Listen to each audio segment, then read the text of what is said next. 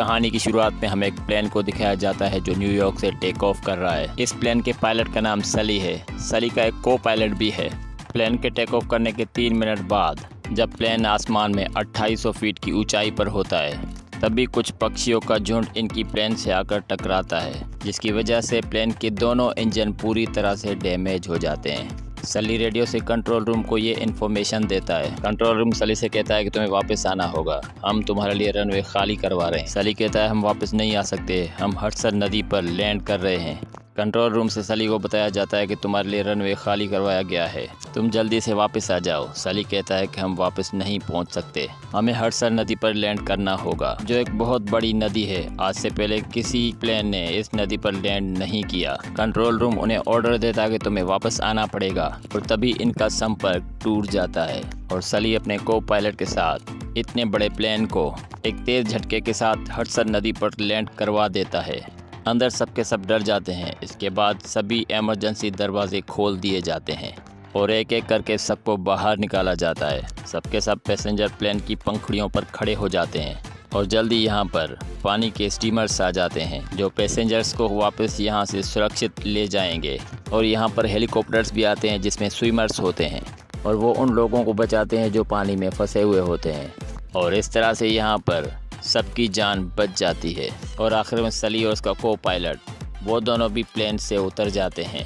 Passengers को अब यकीन हो जाता है कि वो सब के सब पूरी तरह से सुरक्षित हैं। वो अपने अपने लोगों को कॉल करके इन्फॉर्म करते हैं कि वो पूरी तरह से ठीक हैं। दरअसल इतने बड़े प्लेन क्रैश के बाद किसी को भी यकीन नहीं होता है कि उनकी जान बच गई, और यहाँ पर एक भी पैसेंजर को खरोच तक नहीं आती। और साथ ही कंट्रोल रूम का वो ऑफिसर जिसका प्लेन से संपर्क टूट गया था, उसने ये मान लिया था कि प्लेन क्रैश की वजह से सभी पैसेंजर्स की जान नहीं बच पाएगी। और तभी वहाँ पर उसका कोलीग आता है और वो उसे बताता है कि प्लेन को हडसन नदी में सुरक्षित तरीके से लैंड करा दिया गया है और सबके सब यात्री बिल्कुल सुरक्षित हैं। और अब सली को इंक्वायरी के लिए बुलाया जाता है, और जहाँ पर इंक्वायरी कमेटी सली से पूछती है जब आपको एयरपोर्ट वापस आने के लिए ऑर्डर्स मिले थे तो आप वापस क्यों नहीं आए। सली बताता है कि जब मैंने लेफ्ट टर्न लिया तो मुझे पता चल गया कि मैं एयरपोर्ट वापस नहीं पहुंच सकता, और इसी प्लेन को मुझे हडसन नदी पर लैंड करवाना पड़ा। कमेटी सली से पूछती है कि आपको ये कैलकुलेशन कैसे मिली कि आप वापस एयरपोर्ट नहीं पहुंच सकते। सली कहता है कि पिछले 40 सालों में मैंने हज़ारों बार उड़ान भरी है, मुझे अनुभव हो गया था कि मैं वापस एयरपोर्ट नहीं पहुंच सकता। कमेटी सली को बताती है कि हम इसकी कंप्यूटराइज जांच करेंगे, यानी कि सारी सिचुएशन जो आपको फेस करनी पड़ी थी हम उसे कंप्यूटर में फीड करेंगे और कंप्यूटराइज प्लान चलाएंगे ताकि हम जान सकें कि आपने सही फैसला लिया था कि नहीं, आप वापस आ सकते थे कि नहीं। सली और उसके साथी को कुछ समझ नहीं आ रहा था। उन्हें लग रहा था कि उन्होंने हीरोइक काम किया है, पर अब उनके ऊपर जांच कमेटी बैठ चुकी है। सली जब घर वापस आता है तो वहाँ पर बहुत सारी मीडिया होती है जो सली की तारीफ कर रहे होते हैं। सब सली से पूछते हैं कि आपने इतने बड़े हादसे को कैसे टाला और उस वक्त क्या सिचुएशन थी जब आपके दोनों इंजन खराब हो गए थे। और सली किसी का कोई जवाब नहीं देते।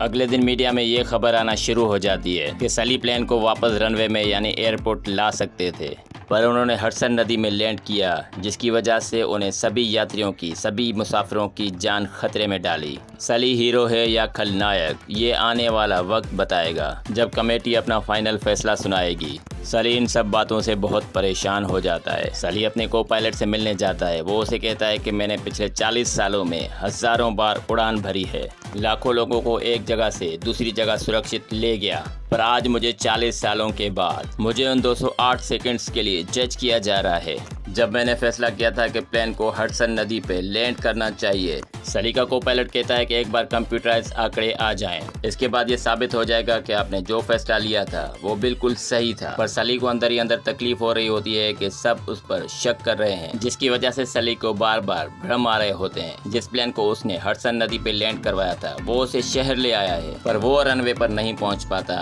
और शहर में आकर बिल्डिंग से टकराकर क्रैश हो जाता है। सली पूरी तरह से दिमागी तौर पर अब डिस्टर्ब होना शुरू हो गया है। उसे एक बार फिर से इंक्वायरी कमेटी बुलाती है और बताती है कि पक्षियों से टकराने के बाद भी तुम्हारे प्लेन का लेफ्ट इंजन पूरी तरह से ठीक था और अगर तुम चाहते तो एयरपोर्ट वापस पहुंच सकते थे। सली कहता है कि मैं उस इंजन को देखना चाहूंगा। इंक्वायरी कमेटी कहती है कि प्लेन क्रैश होने के बाद वो हिस्सा पूरी तरह से डैमेज हो गया। सली कहता है कि प्लेन क्रैश नहीं हुआ था, मैंने उससे हडसन नदी पर लैंड किया था। इंक्वायरी कमेटी कहती है कि हम उस इंजन को भूल भी जाएं, तभी प्लेन के अंदर इतनी पावर थी कि वो हडसन नदी के बजाय रनवे पर पहुंच सकता था। हमने कंप्यूटराइज टेस्ट किए हैं और जितने भी टेस्ट में रिजल्ट आए हैं उनमें सब जाहिर होता है कि प्लेन को वापस एयरपोर्ट लाया जा सकता था। सली कहता है कि मैं उन सभी मापदंडों को देखना चाहूँगा जो इस टेस्ट में इस्तेमाल किए गए हैं। इंक्वायरी कमेटी सली को बताती है कि इस वक्त हम आपके साथ कोई भी इन्फॉर्मेशन शेयर नहीं कर पाएंगे। एक बार सभी टेस्ट हो जाए उसके बाद हम आपके पास सभी इन्फॉर्मेशन शेयर कर देंगे। दरअसल सबका मानना ये होता है कि सली ने गलती की, उसे वापस एयरपोर्ट यानी रनवे पर आ जाना चाहिए था और अब ये साबित हो गया कि सली ने गलती की है तो उसका एक पायलट के तौर पर हमेशा के लिए कैरियर पूरी तरह से खत्म हो जाएगा। सली उसे बताता है कि जब तक इंक्वायरी पूरी नहीं हो जाती तब तक उसे रिटायरमेंट दे दी गई है, उसे किसी तरह की कोई पेंशन नहीं मिलेगी। इस बात से सली की पत्नी परेशान हो जाती है, पर वो सली को बताती है कि मीडिया में तुम पूरी तरह से हीरो हो, सब तुम्हारी तारीफ कर रहे हैं और इंक्वायरी कमेटी को ये बात माननी पड़ेगी। दरअसल कुछ शोज ऐसे होते हैं जो सली और उसकी टीम का इंटरव्यू ले रहे होते हैं और उनके काम के लिए उनकी तारीफ कर रहे होते हैं, पर सली अंदर ही अंदर बहुत परेशान होते हैं क्योंकि वो इंक्वायरी कमेटी से क्लीन चिट चाहते हैं ताकि वो दोबारा से फ्लाइट उड़ा सकें। इसीलिए वो अपने सीनियर को कॉल करते हैं और वो उन्हें कहते हैं कि एक बार फिर से कंप्यूटराइज टेस्ट को रीअरेंज करें, यानी कि वो दोबारा इस टेस्ट को रीअरेंज करना चाहते हैं जहां पर वो खुद भी साथ में बैठेंगे और उनकी रिक्वेस्ट को एक्सेप्ट कर लिया जाता है। और अब वो सभी ज्यूरी मेंबर्स कमेटी के सामने जाते हैं जहां पर 2 स्क्रीन्स होती हैं और इन स्क्रीन्स में वो नज़ारा दिखाया जाएगा जहां पर 2 कंप्यूटराइज मशीन्स हैं और इन मशीन्स के अंदर पायलट्स बैठे हुए हैं जिनके सामने वही परिस्थितियाँ रखी जाएंगी जो सली और उसके को पायलट के सामने थी।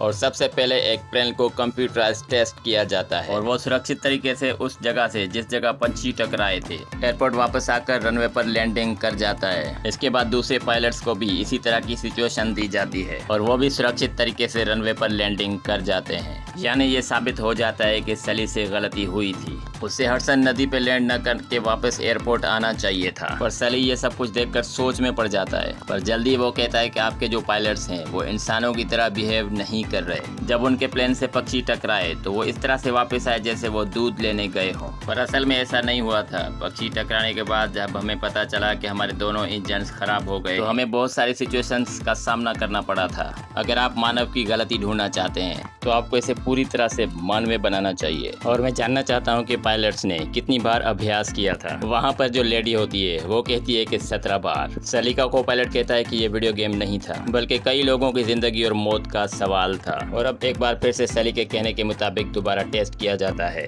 पक्षी टकराने के बाद 35 सेकेंड्स का पोज लिया जाता है। ये वो वक्त होता है जब सली और उसके को पायलट को ये जानने में वक्त लगा था कि इनके दोनों इंजन खराब हो गए हैं। और इसके बाद प्लेन को रनवे की तरफ मोड़ा जाता है, पर वो रनवे तक नहीं पहुंच पाता, उससे पहले ही लैंड हो जाता है। यानी कि पहले टेस्ट के मुताबिक सली ने सही फैसला लिया था और उसके बाद एक बार फिर से इसी तरह से टेस्ट किया जाता है और इस बार भी प्लेन रनवे तक नहीं पहुंच पाता और उससे पहले ही बिल्डिंग से टकराकर क्रैश हो जाता है। यानी कि सली ने अगर वो फैसला नहीं लिया होता, उस प्लेन को हडसन नदी पे लैंड नहीं किया होता, तो प्लेन में बैठे 155 यात्रियों की मृत्यु हो जाती।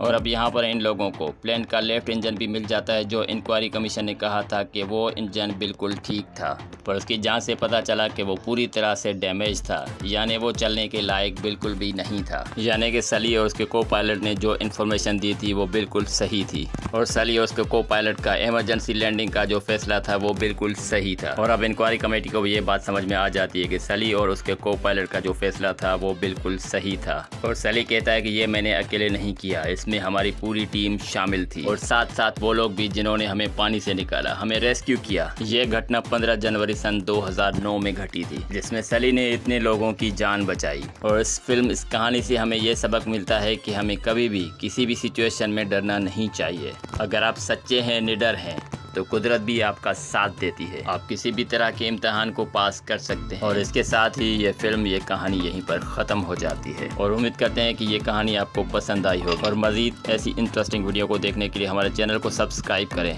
वीडियो को लाइक और कमेंट बॉक्स में अपनी कीमती राय से आगाह करें।